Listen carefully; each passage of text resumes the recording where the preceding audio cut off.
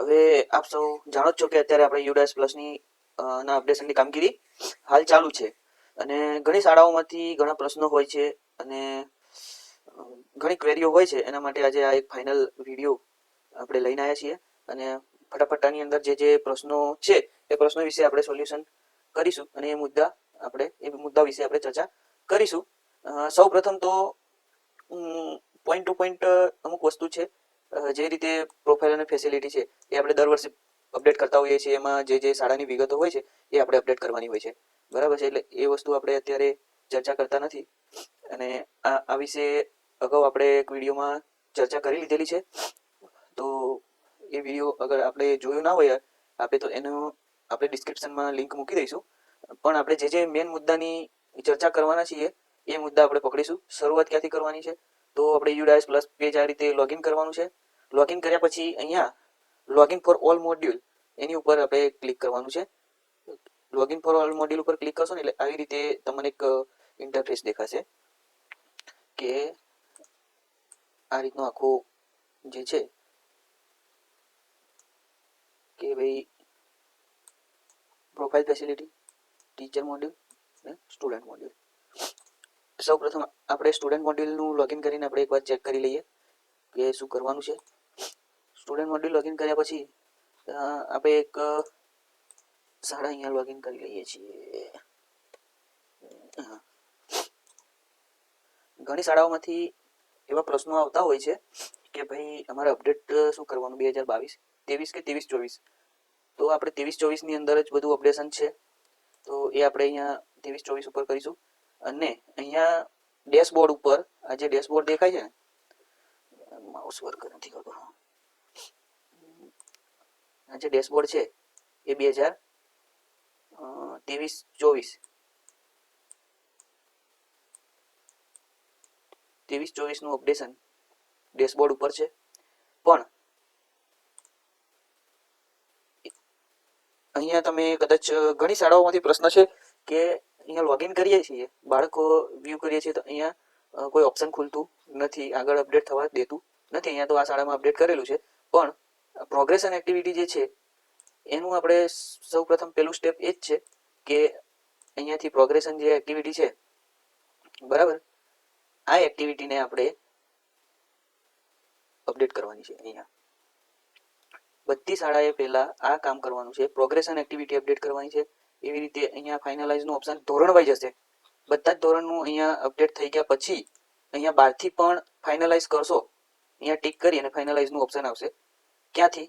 તો કે અહીંયા મેન જે છે આ ફાઇનલાઇઝ આપણે કરવું જરૂરી છે. આ થશે તો જ અહીંયા 2022-23 એટલે કે 23-24 નું જે છે વ્યૂ અને મેનેજમાં જઈને એ આપણને ખુલશે, બાકી આ વસ્તુ ખુલશે નહીં. તો આપણે છે સિમ્પલ, કશું છે નહીં, પણ આપણે સમજવામાં થોડોક ફરક છે. તો આ વસ્તુ થઈ ગયા પછી અહીંયા 2023-24 નું આ જે છે સ્ટુડન્ટનું એ ખુલે છે. ત્યારબાદ અહીંયા તમને બાળકો બધા શો થઈ જશે. જે બાળકો પ્રોગ્રેશન એક્ટિવિટીમાં અહીંયા તમે અપડેટ કર્યા છે એ બાળકો ત્યાં આગળ શો થશે. માની લો કે તમારી જોડે કોઈ બીજી શાળામાંથી બાળક આવ્યું છે તો એને આપણે ક્યાંથી, તો કે અહીંયા ઇમ્પોર્ટમાંથી આપણે અપડેટ કરવાનું છે. એમાં અહીંયા એનો બાળકનો પેન નંબર અને ડેટ ઓફ બર્થ નાખવાની છે. ગેટ પાન નંબર કરીએ તો અહીંયાનો આધાર કાર્ડ અને બર્થ ડેટ છે. અમુક કેસમાં એવું હોય છે કે બર્થ ડેટ આધાર કાર્ડ પ્રમાણે લેતી નથી, પણ શાળાનું જે આધાર ડાયસનો જે ડેટા છે એનો જે બર્થ ડેટ છે એ જ અહીંયા નાખશો તો લેશે, બરાબર છે. બીજું એક કે તમારે કદાચ ડ્રોપ બોક્સની અંદરથી પણ એ બાળકના ડેટા મળી જતા હોય છે, અહીંયા પેન નંબર. તો ડ્રોપ બોક્સમાં પણ એકવાર ચેક કરી લેવું તો અહીંયાથી પણ ડાયરેક્ટ ઇમ્પોર્ટ થઈ જશે બાળક.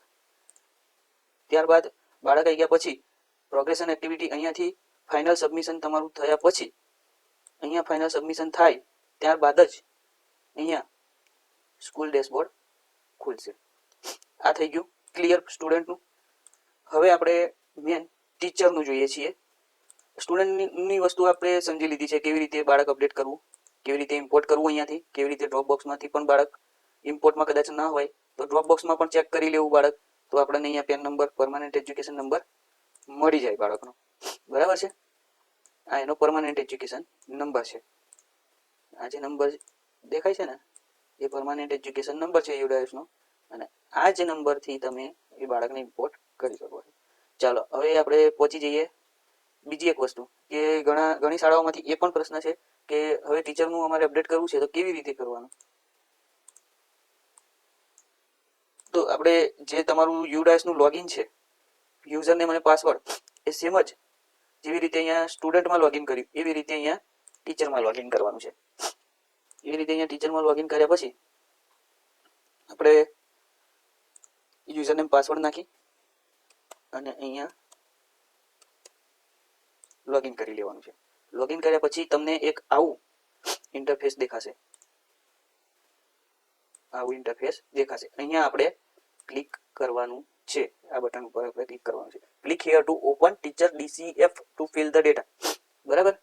એટલે પછી ઘણી શાળાઓમાંથી ફોન આવે છે કે આવું એરર આવે છે, બ્લોક MIS ડિસ્ટ્રિક્ટ MIS નો કોન્ટેક્ટ કરેલો લખેલો છે, તો એ નહીં જોવાનું, આની ઉપર ક્લિક કરવાનું. મેન વસ્તુ અહીંયા તમને ટીચર દેખાશે.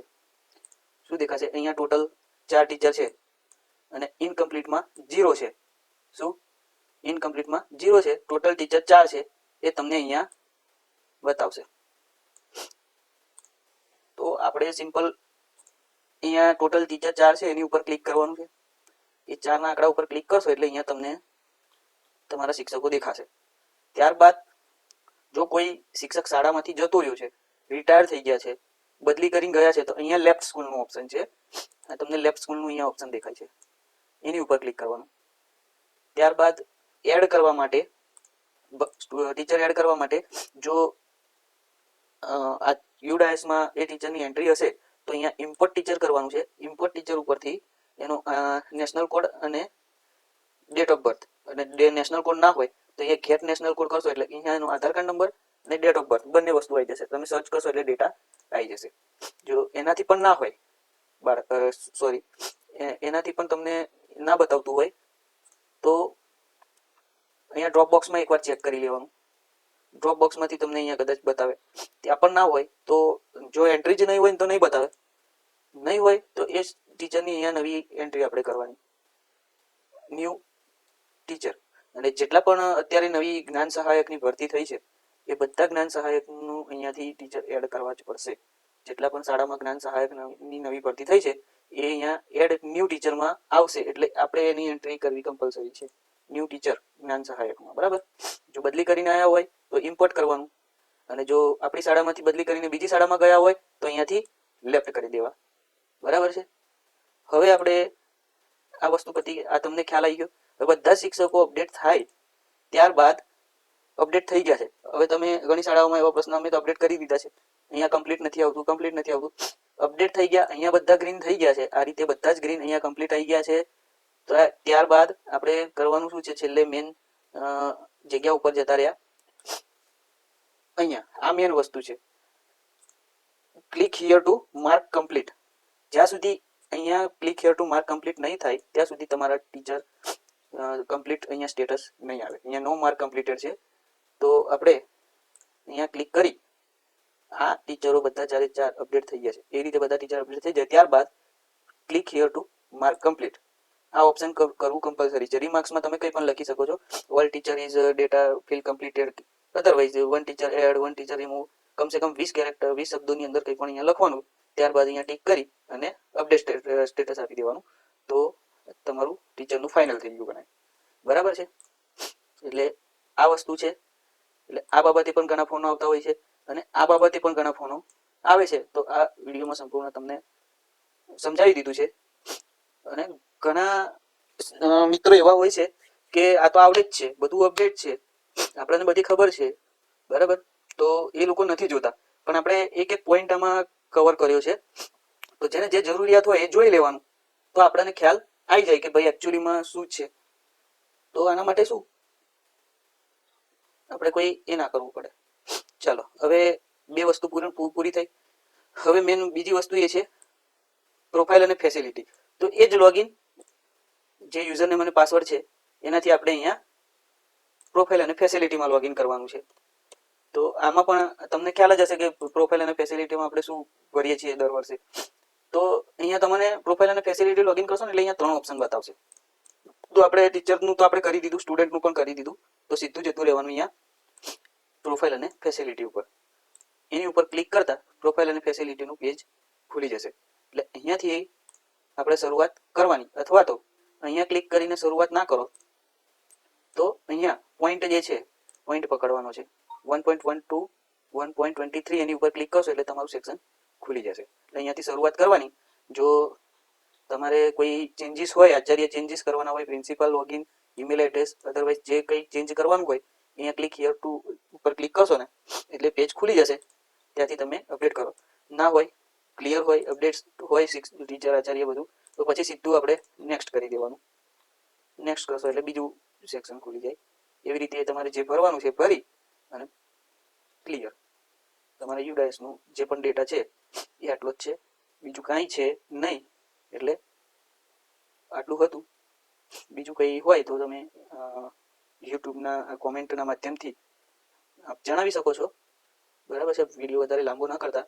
એમાંય જોવામાં ઘણા બધા લોકોને બોરિંગ થતું હોય છે, પણ એક ગંભીર વિષય છે, સમજવો જરૂરી છે. તો આપણે મેન જે ક્વેરીઓ હતી, જે ફોન આવતા હતા એ વિશે આપણે ચર્ચા કરી લીધી છે.